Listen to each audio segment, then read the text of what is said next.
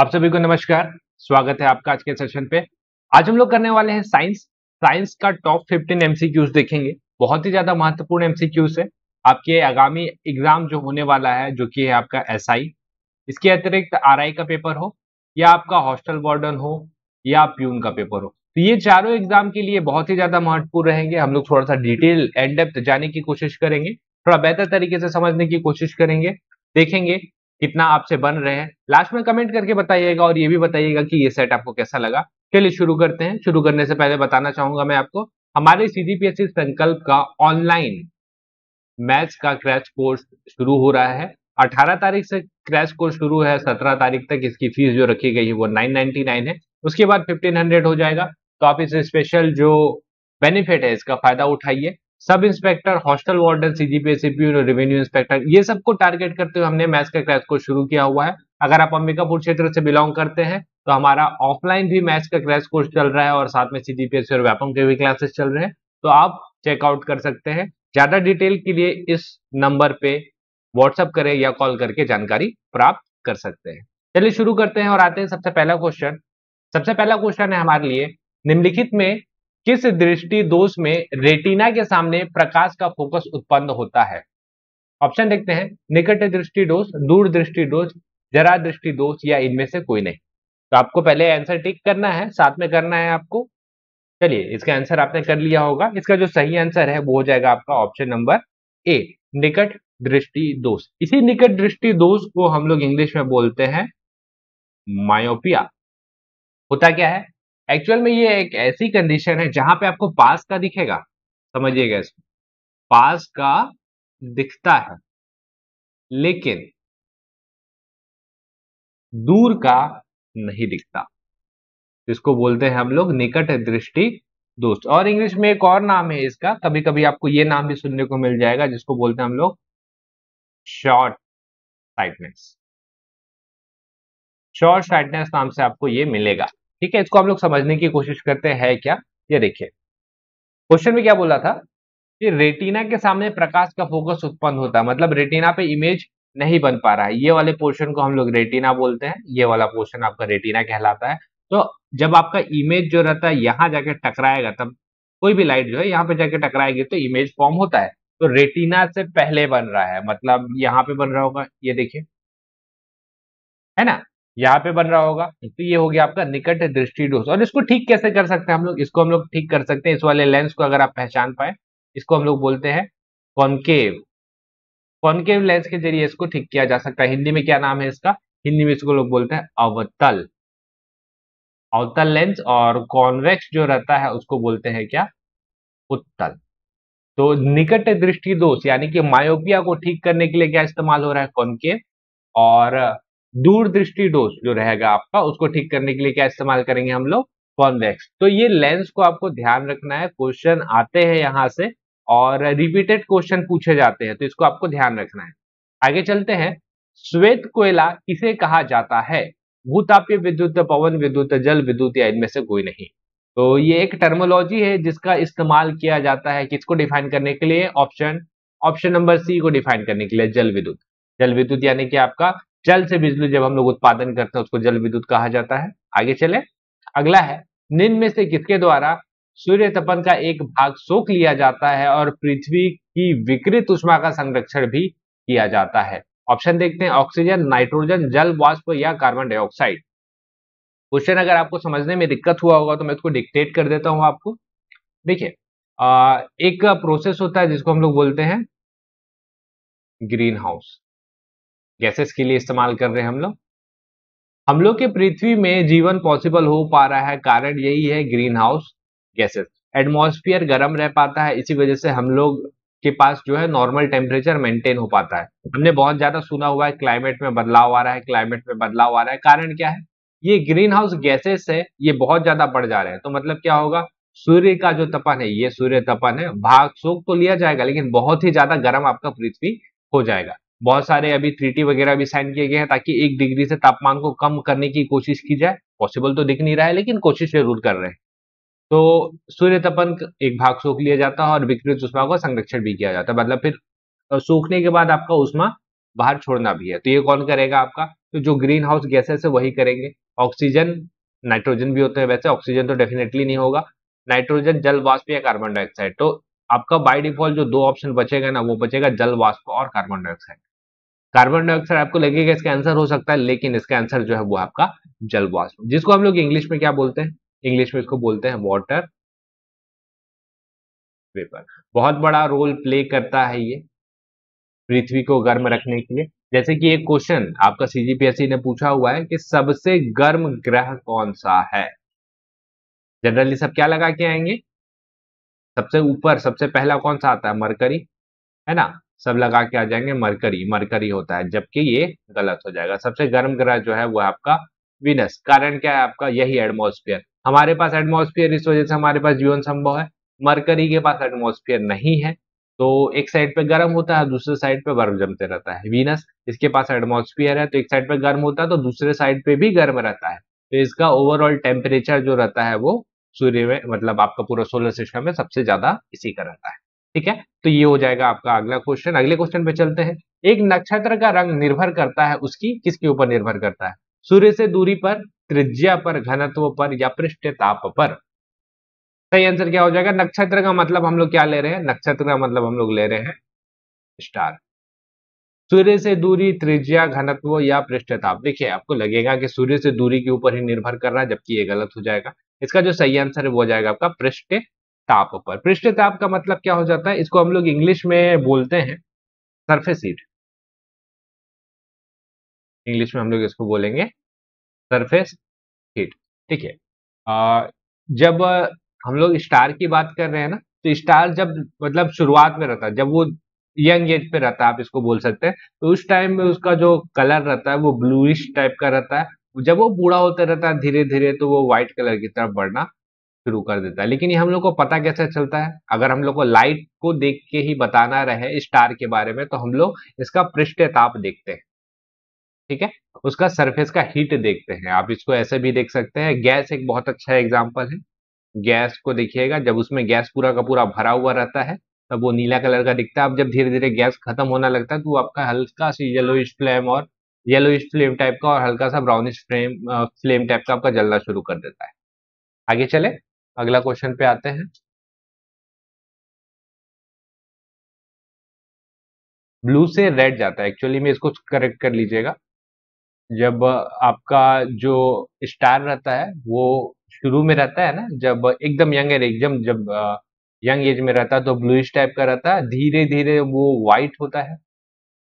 White के बाद एक और स्टेज आता है, इसको हमने छोड़ दिया था, वो रेड हो जाता है लास्ट। ठीक है, तो रेड उसका अंतिम चरण होता है। लेकिन हम लोग को पता कहां से चल रहा है, ये पृष्ठ ताप की वजह से ही पता चल रहा है, तो इसको ध्यान रखिएगा। आगे चलते हैं। रेफ्रिजरेटर खाद्य पदार्थ को खराब होने से बचाता है क्योंकि, ऑप्शन देखते हैं। इसके न्यून तापमान पर जीवाणु और फफंदू फफूंदी निष्क्रिय होते हैं। इसके न्यून तापमान पर रोगाणु मर जाते हैं। इसके न्यून तापमान पर रोगाणु जम जाते हैं। यह खाद्य पदार्थों को रोगाणु रहित कर देता है। इसको ट्राई करके देखिए, मैं आपको बताता हूं इसका सही आंसर क्या हो जाएगा। इसका जो सही आंसर हो जाएगा आपका ऑप्शन नंबर ए। जब इसका न्यूनतम तापमान पे हम लोग रेफ्रिजरेटर पे कोई भी सामान रखते हैं ना, तो जीवाणु और फफूंदी जो रहते हैं वो निष्क्रिय हो जाते हैं। यही कारण रहता है कि वो बहुत समय तक खराब नहीं होता। हम लोग अगर फ्रिज की बात कर ही रहे हैं तो फ्रिज के बारे में समझ लेते हैं। कौन सा गैस इस्तेमाल होता है, ये बहुत बार व्यापम पीएससी रहे, एसएससी, रेलवे, कहीं भी ये क्वेश्चन बहुत बार पूछा हुआ है। तो मैं आपको बताता हूँ, 90s के टाइम पे जो हम लोग का पुराना फ्रिज आता था, उस टाइम पे इसमें इस्तेमाल होता था क्लोरोफ्लोरोकार्बन। आज के डेट में भी आपको ये क्वेश्चन देखने को मिलता है, लेकिन अभी जो एडवांस नए फ्रिज आ रहे हैं वहां पे क्लोरोफ्लोरोकार्बन इस्तेमाल नहीं होता, इसको ध्यान रखिएगा। बाद में इसका एक एडवांस वर्जन आया 2000 आसपास के टाइम पे, वो था आपका हाइड्रोक्लोरोफ्लोरोकार्बन। हाइड्रोक्लोरोफ्लोरोकार्बन। और आज के डेट में जो हम लोग मॉडर्न फ्रिज इस्तेमाल कर रहे हैं, उसमें जो इस्तेमाल हो रहा है वो हो रहा है आपका हाइड्रोफ्लोरोकार्बन। तो ये में से कोई भी आपका ऑप्शन आ सकता है। ठीक है, तो ये तीनों चीज को ध्यान रखना है। शुरुआत में क्लोरोफ्लोरोकार्बन यूज हो रहा था, 2000 आसपास में हाइड्रोक्लोरोफ्लोरोकार्बन, उसके बाद आज के डेट में आपको हाइड्रोफ्लोरोकार्बन। हाइड्रोकार्बन के ऊपर काम चल रहा है अभी। क्लोरोफ्लोरोकार्बन ये बहुत ज्यादा नुकसानदेह था इन्वायरमेंट के लिए। अगर पुराना फ्रिज अगर आप इस्तेमाल कर रहे होंगे तो इन्वायरमेंट को बहुत ज्यादा उससे नुकसान हो रहा है। आज की डेट में हाइड्रोफ्लोरोकार्बन इस्तेमाल होता है, बहुत कम इन्वायरमेंट को पोल्यूट करता है ये। और इसका एक और एडवांस वर्जन के ऊपर काम चल रहा है, हाइड्रोकार्बन। ठीक है, तो इसको ध्यान रखिएगा। आगे चलते हैं। तरल पदार्थ का घनत्व गर्म करने से क्या हो जाएगा? कम हो जाएगा, बढ़ जाएगा, बदलता नहीं है, दबाव के अनुसार घट या बढ़ जाता है। तरल पदार्थ यानी कि हम लोग कोई लिक्विड का इस्तेमाल कर रहे हैं, सपोज तरल पदार्थ बोला है ना, चलिए वाटर का इस्तेमाल कर लेते हैं, है ना। पानी को रखिए, ये रखा गया। अब इसमें हम लोग लगा देते हैं आग। पानी में जब हम लोग इसको हीट करेंगे तो इसके एटम क्या होंगे? आप देखेंगे ना, भाप बन के उड़ता है। क्यों हो रहा है भाई? इसके जो एटम रहते हैं वो बाहर भागना शुरू कर देते हैं। ठीक है, घनत्व का क्या रहता है कि कोई भी चीज जो रहती है बहुत ज्यादा पास रहती है, तब उसका घनत्व बहुत ज्यादा होता है। लेकिन जब हमने इसको गर्म किया तो इसके जो एटम और मॉलिक्यूल से वो दूर भाग रहे हैं। ठीक है, यहाँ पे ऐसे करके दूर भाग रहे हैं, तो क्या हो रहा है? इसका घनत्व कम हो रहा है। तो इसका सही आंसर क्या हो जाएगा? कम हो जाता है। आगे चलते हैं। बहुत उच्च तापमान को मापने के लिए हम क्या प्रयोग करते हैं? कौन सा तापमान के लिए नापने के लिए क्या इस्तेमाल किया जाता है? मरकरी थर्मामीटर, प्लेटिनियम प्रतिरोध थर्मामीटर, ताप विद्युत थर्मामीटर, या इनमें से कोई नहीं। तो बहुत उच्च तापमान को आपको नापना है तो आप प्लेटिनियम प्रतिरोधी थर्मामीटर इस्तेमाल करेंगे। मरकरी थर्मामीटर हमने सब इस्तेमाल किया होगा, जैसे नॉर्मल हॉस्पिटल वगैरह में जाएंगे तो मरकरी थर्मामीटर ही रहता है वहां पे। आजकल तो डिजिटल थर्मामीटर वगैरह आना शुरू हो गए हैं, तो उससे हम लोग आराम से बॉडी टेम्परेचर नाप लेते हैं। लेकिन मरकरी थर्मामीटर उस टाइम पे इस्तेमाल किया। मरकरी मतलब पारा होता है, ध्यान रखिएगा। ठीक है, पारा से संबंधित एक बहुत बड़ा रोग भी है जो हुआ था। आपको याद आ रहा होगा तो कमेंट करके बताइएगा जरूर। पारा के वजह से एक रोग हुआ था। ठीक है, उस जगह के नाम पे उस रोग का नाम बताइएगा कमेंट करके। आगे चलते हैं। ये आपका प्लेटिनियम जो दिया हुआ है थर्मामीटर, उसका डिटेल है, आप चाहे तो इसको पॉज करके पढ़ सकते हैं। आगे चलते हैं। अगला क्वेश्चन। फाइबर ऑप्टिकल किस सिद्धांत पर काम करता है? प्रकाश प्रकीर्णन, पूर्ण आंतरिक अवशोषण, पूर्ण आंतरिक परावर्तन, या ध्रुवण घूर्णन? इसका सही आंसर क्या हो जाएगा?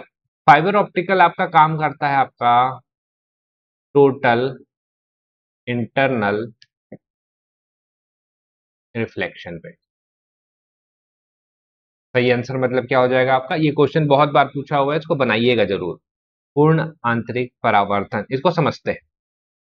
ऐसा कुछ आपका दिखेगा। ठीक है, ये इस टाइप का रहता है। अगर आपने घर में कभी ब्रॉडबैंड लगवाया होगा, नेट कनेक्शन लगवाया होगा, तो उसके भी ये जो तार रहते हैं ना, ये कांच के तार रहते हैं, ग्लास। ठीक, वो ऐसे करके काम करता है। देखिए, यहां से निकल रहा है, यहां से आ रहा है लाइट, टकराएगा, रिफ्लेक्ट होता हुआ, ऐसे रिफ्लेक्ट होता हुआ आगे जाएगा, तो बहुत तेज और बहुत तेजी से आगे बढ़ता है। इसी वजह से हम लोग बोलते हैं इसको टोटल इंटरनल रिफ्लेक्शन। तो ये ऐसा आपको देखने को मिलेगा। बाकी आप ये टाइप का देखा ही होंगे, आप देखे ही होंगे ये वाला। ठीक है, ये टोटल इंटरनल रिफ्लेक्शन, ध्यान रखिएगा। आगे चलते हैं। ऑप्टिकल फाइबर का प्रयोग कहाँ होता है? CT scan, X-ray, ultrasound scan, या एंडोस्कोपी में? तो ऑप्टिकल फाइबर का एक उपयोग तो मैंने आपको बता दिया, ब्रॉडबैंड घर में जो केबल वगैरह इस्तेमाल हो रहा है, जो नेट कनेक्शन लग रहा है, उसमें ब्रॉडबैंड का इस्तेमाल कर रहे हैं। हम लोग को स्पीड बहुत तेज चाहिए, है ना, तो उसके लिए हम लोग वहाँ पर ब्रॉडबैंड का इस्तेमाल कर रहे हैं। और एक जगह है जहाँ पे इसका इस्तेमाल होता है, वो आपका एंडोस्कोपी। इसको हम लोग समझते हैं इस डायग्राम की मदद से। ये देखिए, ये काफी ज्यादा बेहतर तरीके से आपको समझा पाएगा। बहुत सारा चीज रहता है ना कि चेक करने के लिए, आपको चेक करना है कि पेट में भाई क्या चल रहा है, क्या स्थिति है, या किसी ने कुछ निगल लिया है तो चेक करना रहता है, तो कहाँ से चेक करेंगे? ये टोटल इंटरनल रिफ्लेक्शन के सिद्धांत के ऊपर काम करता है। हम लोग को यहाँ पता चल पाता है कि हाँ ठीक है, इसने क्या निकला हुआ है, इसने सिक्का वगैरह निकला हुआ है, तो ये यहाँ से दिखता है और यहाँ से हमको समझ में आता है। आगे चले। ऑप्टिकल फाइबर का आविष्कार किसने किया था? सैमुअल कोहेन, नरेंद्र कपानी, पर्सी एन स्पेंसर, या टी एच महमा? तो इसका जो सही आंसर है, सही आंसर आ जाएगा आपका option number B, Narendra Kapany. तो आविष्कार को पढ़ लीजिएगा डेफिनेटली। एक आध क्वेश्चन आपको वहां से देखने के लिए मिल सकते हैं। एक्सरे पूछता है, रोएंटजन, टेलीविजन कभी कभी पूछा हुआ है, आपका रेडार, सोनार, ये सारी चीजें जो रहती है, सिटी स्कैन, प्रिंसिपल वगैरह जो रहते हैं, ऐसे करके क्वेश्चन आपके आते हैं। आगे चले, हमारे घरेलू विद्युत परिपथ में फ्यूज पिघल जाता है जब भारी वृद्धि होती है प्रेरण में, धारा में, प्रतिरोध में या धारिता में। तो फ्यूज पिघल जाता है, आपने देखा होगा पहले ये वाला फ्यूज आता था, ये वाला, इसके पीछे तार लगा हुआ रहता था इस तरह, ऐसे करके जब बहुत ज्यादा फ्यूज मतलब इसमें पावर बढ़ जाता था तो क्या होता था, ये पिघल जाता था और फ्यूज फ्यूज गोल हो जाता था वहां का, और नुकसान नहीं होता था। ये क्यों होता है, जब आपका करंट बहुत ज्यादा बढ़ जाता है। तो इसका सही आंसर क्या हो जाएगा, धारा। फ्यूज कब पिघलेगा, जब आपका करंट बहुत ज्यादा बढ़ जाएगा तो इसको पिघला देता था और आपका फ्यूज कनेक्शन गोल हो जाता था, है ना। आगे चलते हैं, बिजली के पंखे की गति बदलने के लिए प्रयुक्त साधन है, ठीक है। इसके लिए तो मेरे को नहीं लगता कि आपको इस्तेमाल करना पड़ेगा ऑप्शन। बिजली पंखे की गति बदलने के लिए हम लोग किसका, रेगुलेटर का इस्तेमाल करते हैं ना, ऑप्शन नंबर बी, है ना। एम्पलीफायर, ये बिजली से संबंधित है, स्विच आपको पता ऑन ऑफ करेगा। आगे चलते हैं, ट्रांजिस्टर के समिचरण में किस वस्तु का प्रयोग होता है, एल्यूमिनियम, ताम्र, सिलिकॉन या रजत। इसका सही आंसर बताता हूं मैं आपको, इसका जो सही आंसर हो जाएगा वो हो जाएगा आपका सिलिकॉन। सिलिकॉन का प्रयोग किया जाता है। आगे चलते हैं, डूबी हुई वस्तु का पता लगाने के लिए किस उपकरण का प्रयोग किया जाता है, रडार, सोनार, कवासार या पल्सर। तो इसका जो दो बाय डिफॉल्ट ऑप्शन आपको दिख रहा है वो होगा या तो रडार या सोनार। अब इसमें आपको कंफ्यूजन होगा, या तो सोनार लूं या रडार, दोनों हालांकि एक ही प्रिंसिपल के ऊपर काम करते हैं। चमगादड़, बैट, वो भी इसी प्रिंसिपल के ऊपर काम करता है ना। अल्ट्रा वायलेट साउंड निकालेगा, जाएगा, चीजें से टकराएगा, वापस आएगा और अपने को पता चल जाता है कि कितनी दूरी पे और क्या सामान। तो ये ऐसा काम करता है, तो इसका सही आंसर हो जाएगा सोनार।